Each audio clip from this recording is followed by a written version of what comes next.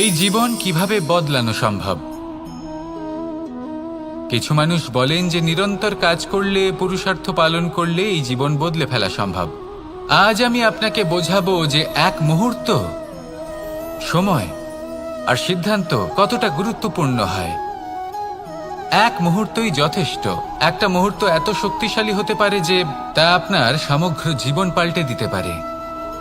এমন এক সময় ছিল শ্রীরামের কাছে, যখন ওনাকে সিদ্ধান্ত নিতে হয় যে উনি নিজের পিতার আদেশ পালন করতে বনবাসে যাবেন নাকি যাবেন না। উনি সেই আদেশ পালন করেছিলেন, তারপর সময় অনুসারে উপযুক্ত সিদ্ধান্ত নিলেন। আর আজ সকলের মনে বসবাস করেন শ্রীরাম। আর অন্যদিকে আছে রাবণ। ওনার কাছে একটা সময় ছিল, একটা সুযোগ ছিল নিজের প্রারব্ধকে শুভ করে তোলার। উনি ভুল করলেন আর মৃত্যু লাভ করলেন। নির্বাচন সবসময় আপনার হাতে, শুধু আপনাকে সময়কে বুঝতে হবে, সেই মুহূর্তকে বুঝতে হবে আর উচিত সিদ্ধান্ত নিতে হবে, ব্যাস।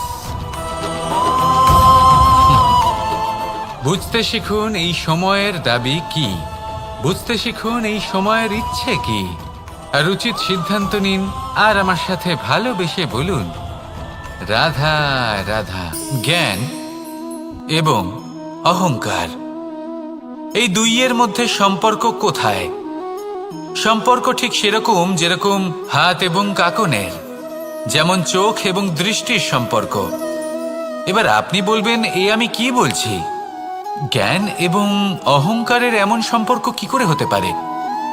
দেখুন, যে ব্যক্তি জ্ঞানী, যার কাছে জ্ঞান রয়েছে এবং তিনি জানেন যে তার কাছে জ্ঞান রয়েছে, তার মধ্যে নিজে থেকেই অহংবোধ জাগ্রত হয়। খুব কম সংখ্যক এমন জ্ঞানী ব্যক্তি আছেন যারা নিজেদের অহংকারের বিষয়ে আঁচ করতে পারেন। প্রকৃত জ্ঞানী হলেন তিনি, যিনি নিজের জ্ঞানের সদ্ব্যবহার করে অহংকারকে দূর করেন।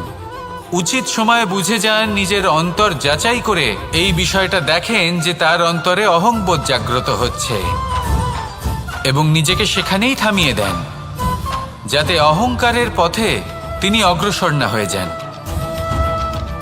এই অহংকার কখন উচিত, কখন অনুচিত, কখন প্রয়োগ করা উচিত, উচিত নয়, কখন বাধা দেওয়া উচিত, এটা শেখা অত্যন্ত প্রয়োজনীয়।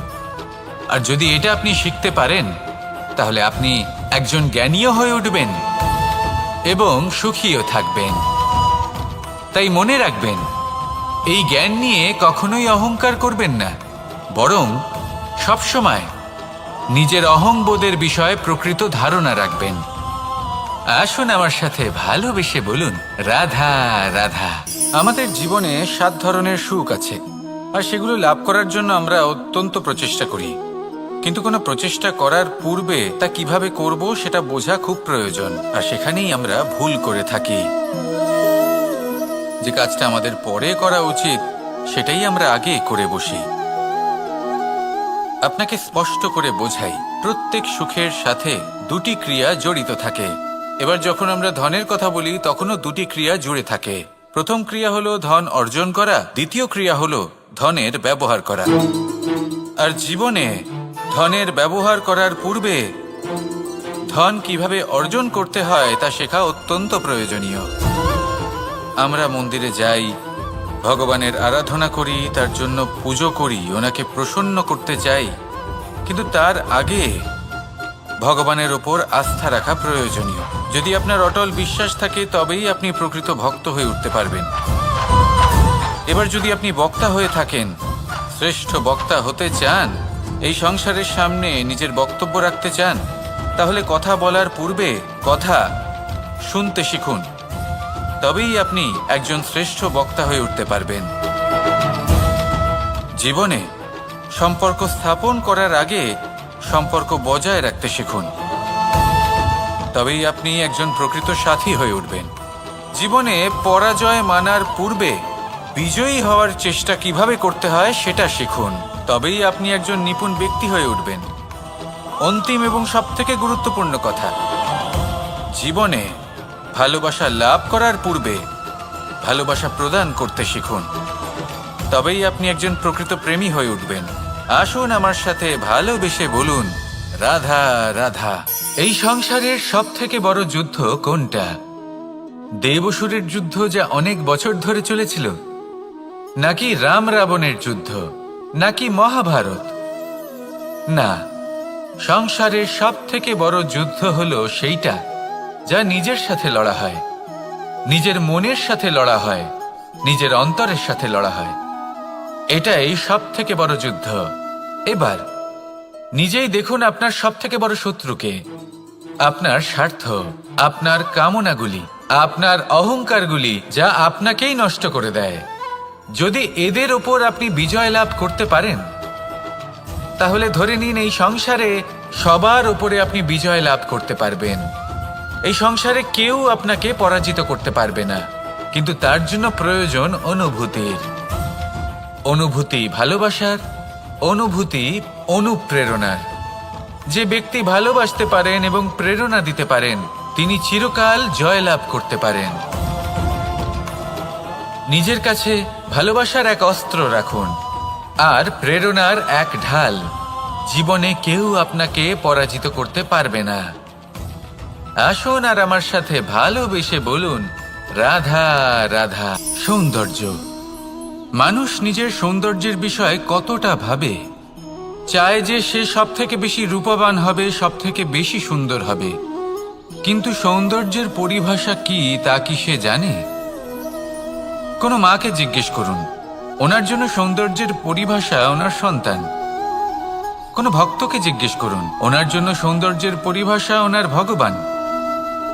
শ্রীরামকে জিজ্ঞেস করুন, ওনার জন্য সৌন্দর্যের পরিভাষা হলো হনুমান। ভাঙা হানু, ফুলে যাওয়া মুখ, দেখতে গেলে উনি বানর, লম্বা লেজ, এত নিরীহ যে ওনাকে অমূল্য মালা দিলে সেটা ছিঁড়ে তার ভেতরে শ্রীরামকে খুঁজছিলেন। কিন্তু ওনার ভাবনা কত সুন্দর। উনি এটা বিশ্বাস করেন যে সংসারের যতই মূল্যবান জিনিস দিয়ে এই মালা তৈরি করা হোক না কেন, যদি এর মধ্যে শ্রীরাম না থাকেন তাহলে এর মধ্যে কোনো অর্থ নেই। সৌন্দর্য রূপে নয়, ভাবনায় নিহিত থাকে। যদি আপনি সৌন্দর্য প্রাপ্ত করতে চান তাহলে তা কর্মে নিয়ে আসুন, ভাবনায় এবং বিচারে নিয়ে আসুন। এই সৌন্দর্য আপনার সাথেই থাকবে। যদি আপনি সৌন্দর্যকে রূপের মধ্যে খোঁজেন তাহলে কিছুক্ষণের জন্য পাবেন, সেই সৌন্দর্য সময়ের সাথে হারিয়ে যাবে। সৌন্দর্য যদি পেতে চান, খুঁজতেই চান, তাহলে হৃদয় খুঁজুন, কর্মে খুঁজুন। মন প্রসন্ন হয়ে বলবে, রাধা রাধা। এই সংসারে মানুষ জন্মগ্রহণ করেন, বড় হতে থাকেন, পুরুষার্থ লাভ করেন, অর্জন করেন। অর্জন করা আসলে কি? বেশিরভাগ মানুষ বলেন অর্জন করা অর্থাৎ ধন সম্পত্তি অর্জন করা। আর কি অর্জন করা যায়? আর কি লাভ করা যায়? আসল প্রশ্ন হলো এটাই যে কি এমন আছে যা বাস্তব রূপে অর্জন করার যোগ্য। তা হলো ব্যবহার, জ্ঞান এবং সন্তোষ। কেন? কারণ আপনি যখন এই সংসার ছেড়ে চলে যাবেন তখন আপনার ধন সম্পত্তি আপনাকে বিদায় জানাতে আসবে না। আপনাকে বিদায় জানাতে আসবে আপনার আপনজন, যাদের সাথে আপনার সুসম্পর্ক ছিল। সমগ্র সংসারে সহস্র মানুষ ধন অর্জন করে থাকেন। শ্রেষ্ঠ মানুষ হলেন তিনি যিনি ব্যবহার, জ্ঞান এবং সন্তোষ অর্জন করে থাকেন, একে সকলের মধ্যে বিতরণ করেন। তাই এটাই করুন আর আমার সাথে ভালোবেসে বলুন, রাধা রাধা। সেই কখন থেকে এই পুস্তকটিকে দেখছি, কিন্তু এর থেকে আমি কোনো জ্ঞান লাভ করতেই পারছি না। এবার আপনি বলবেন যে আজ কেমন বিচিত্র কথা বলছি আমি। যদি এই পুস্তক থেকে আমাকে জ্ঞান লাভ করতে হয় তাহলে শুধুই তাকিয়ে থাকলে হবে না। আমাকে এই পুস্তককে খুলতে হবে, পড়তে হবে, তাকে বুঝতে হবে, তবেই তো জ্ঞান প্রাপ্তি হবে। বড়ই সহজ একটা ব্যাপার, কিন্তু একে যাপন করা অত্যন্ত কঠিন, তাই না? আপনি নিজেকেই দেখে নিন। আপনার কাছে অনেক জ্ঞান রয়েছে। সহজ থেকে সহজতর জ্ঞানের কথা যদি বলি, আপনি এটুকু তো জানেন যে সত্যি কথা বলা ভালো কাজ, দান করা হলো পুণ্যের কাজ। আপনি জানেন যে পরিশ্রম করলে সাফল্য আসবে। এই জ্ঞান তো আমাদের কাছে রয়েছে, এমন অনেক জ্ঞান আমাদের কাছে রয়েছে, কিন্তু আলস্যের কারণে, অবহেলা করে আমরা শুধু এই জ্ঞান প্রয়োগ করতে পারি না, এই জ্ঞান যাপন করতে পারি না, একে আচরণে প্রয়োগ করতে পারি না, সেই জন্য দুঃখী হয়ে যাই। তাই আপনার কাছে যা যা জ্ঞান আছে, যা যা জ্ঞান আপনি লাভ করেছেন, সেই জ্ঞান যাপন করা শুরু করুন, জীবনে প্রয়োগ করতে শুরু করুন। এই মন প্রত্যেকটি মুহূর্তে প্রসন্ন থাকবে, আর লক্ষ্যপ্রাপ্ত করে এই মন বলবে, রাধা রাধা। একটা জলের ফোঁটাকে ফোঁটা নামে সম্বোধন করা হয়। অনেক ফোঁটা একত্রিত হলে সাগরের রূপ ধারণ করে। শুধু একটা পাতাকে পাতা বলা হয়, অন্য অনেক পাতার সাথে একত্রিত হলে তা গ্রন্থের রূপ ধারণ করে। একটা মাত্র সুতো অন্য সুতোর সাথে মিলিত হলে বস্ত্রের রূপ ধারণ করে। অনেক সংখ্যক ইট একত্রিত হলে মহলের রূপ ধারণ করে। সৈন্যরা একত্রিত হলে সৈন্যদল তৈরি হতে পারে। এটা হলো শক্তি সংগঠনের, এটাই হলো শক্তি একতার।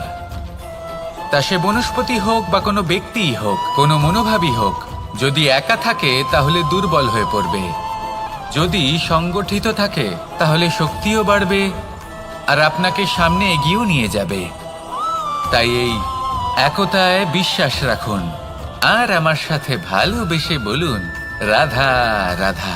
এমন কিছু রয়েছে মানুষের মনে, তাদের জীবনে এমন এক আবেগ যা সর্বজন বিদিত, যা সবাই জানেন যে উপস্থিত আছে। সেটাকে আমরা সমস্যা বলে থাকি।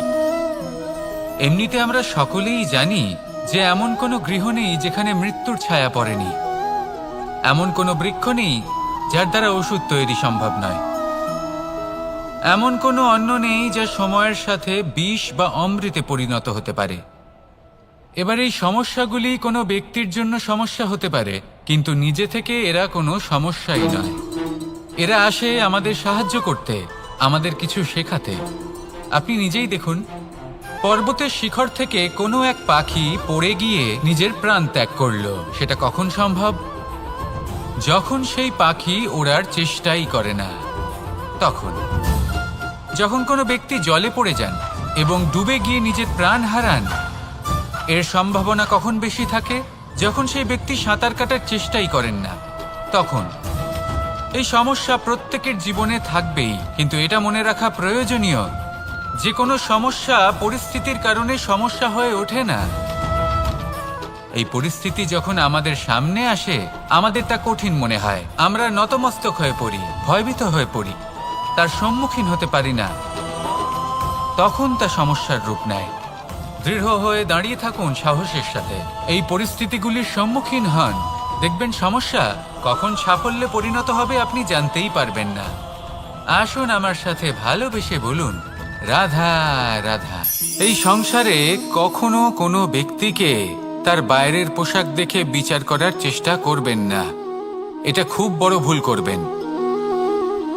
যেমন আমরা জীবনে অনেক সময় এমন করি, ধরুন কোথাও একটা গাছ দেখলাম, খুব বিশাল আকারের একটা গাছ, যেটা মাটির থেকে অনেক উঁচুতে পৌঁছে গেছে, যার বিশাল শাখা আছে। সেগুলো দেখে আমরা ভাবি যে এই গাছে হয়তো কত সুস্বাদু ফল আছে, আমরা সেই গাছের পরিচর্যা করতে থাকি।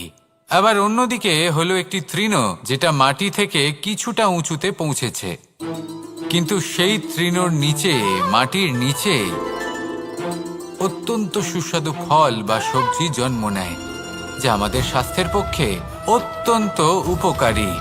সেই জন্য কখনো আবরণ দেখে কাউকে বিচার করতে চেষ্টা করবেন না। তার বদলে এটা বোঝার চেষ্টা করুন যে আপনার সামনে যে ব্যক্তি আছে বা বস্তু আছে, তার বিশেষত্ব কি। যদি এই বিশেষত্ব বোঝার ক্ষমতা আপনি অর্জন করেন, যদি এই শিল্প আপনি নিজের ভেতরে জাগ্রত করেন, তাহলে এই সংসারে বিশেষত্ব কি সেটা আপনি জানতে পারবেন। আর এই সমস্ত খেলা দৃষ্টি থেকে নয়, দৃষ্টিভঙ্গি থেকে জন্ম নেয়। দৃষ্টিভঙ্গি সবসময় শুভ রাখুন, আর আমার সাথে ভালোবেসে বলুন, রাধা রাধা। যখন মানুষের মৃত্যু হয় তখন কি হয়? অনেক সংখ্যক মানুষ শোক পালন করতে চলে আসেন। যে ব্যক্তি মৃত্যু লাভ করেছেন তার অনেক বস্তু থাকে যেগুলো তার প্রিয়, যেগুলো তিনি ব্যবহার করেছেন। তার শয্যা, তার বস্ত্র, তার আভূষণ, সবকিছু তার থেকে বিচ্ছিন্ন করা হয়। এবং খালি হাতে তাকে শ্মশানের উদ্দেশ্যে রওনা করা হয়। আমি আপনাকে এই প্রশ্ন করতে চাই, আপনি এই সংসারে কি অর্জন করেছেন? ধন, সম্পত্তি, বস্ত্র, আভূষণ, এই সব কিছু যে আপনি অর্জন করেছেন, আপনার মৃত্যুর পরে তা আপনার থেকে দূর হয়ে যাবে। এর উত্তর হলো একটাই, আপনার কর্ম। শুধু সেটাই আছে যা একান্ত আপনার, আর শুধু সেটাই এই সংসার থেকে চলে যাওয়ার পরেও সংসারেই জীবিত থাকবে।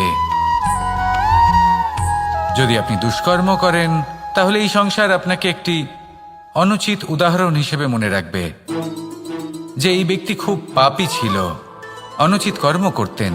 যে পথে তিনি চলেছেন সেই পথে কারোর চলা উচিত নয়।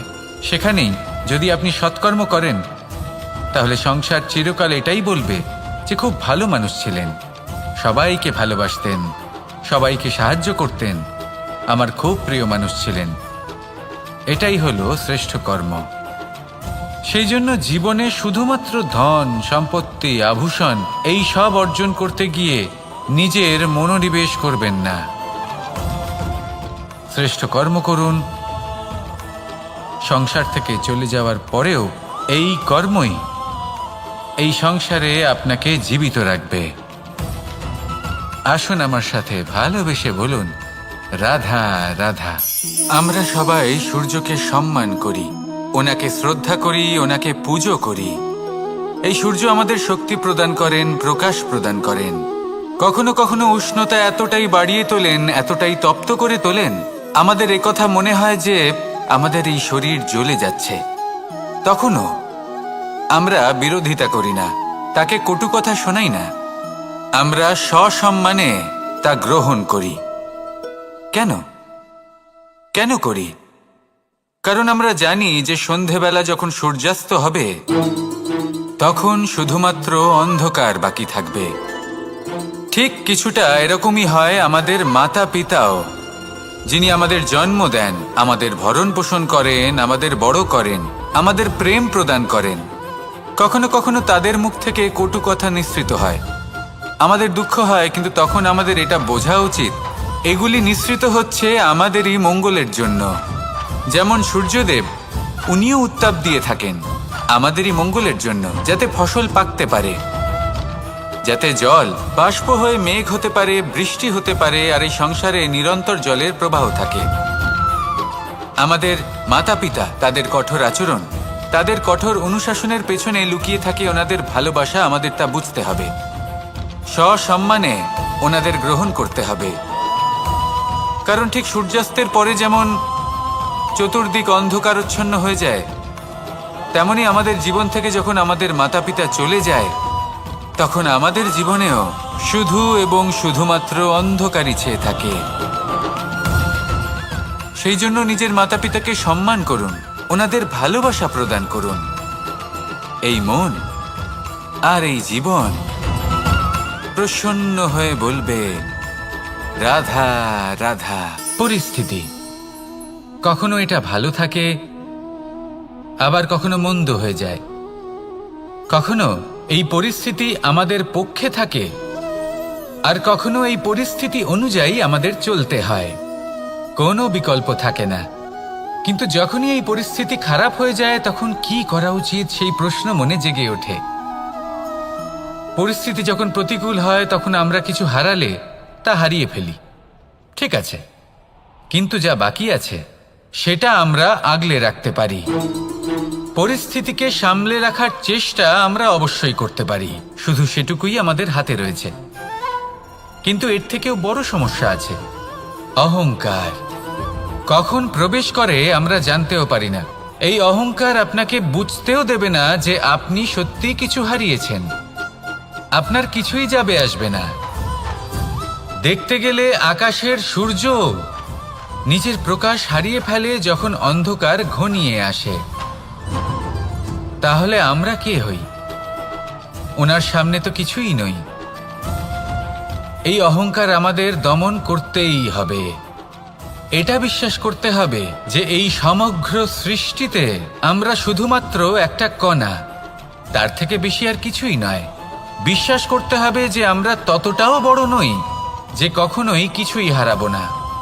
এবার যেদিন এই জ্ঞান আপনি আত্মস্থ করে নিজের আচরণ পাল্টাবেন, মনে রাখবেন সেই দিনই অহংকারকে দমন করতে আপনি পথে অগ্রসর হয়ে পড়েছেন।